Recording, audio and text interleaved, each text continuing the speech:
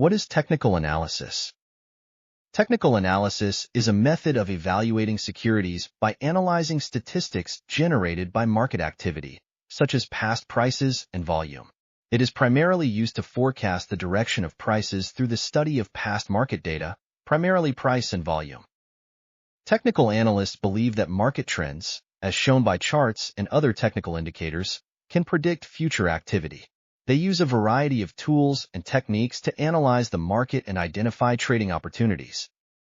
One common tool in technical analysis is the use of technical indicators. Technical indicators are mathematical calculations based on market data, such as price and volume, that are used to forecast future price movements. Some common technical indicators include moving averages, relative strength index RSI, and stochastic oscillator. Technical analysts also use various chart patterns to forecast price movements.